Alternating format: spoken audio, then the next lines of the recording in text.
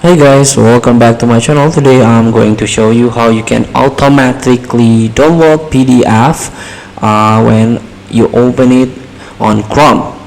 So maybe you can there is some journal, there is someone works that PDF format or file type that you can open on a search,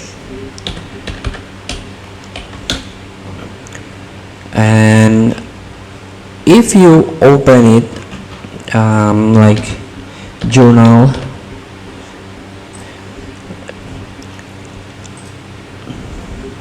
like this, PDF. So now the PDF will open it by Chrome. You can view PDF on Chrome, but if you don't want Chrome open PDF for you and you want automatically download it, here you can try this setting. Click three dots at the top of your screen and click on settings.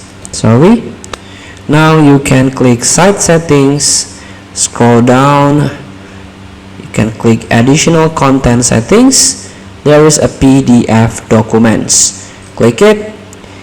Now you can click download PDF. Sites automatically download the PDF file type.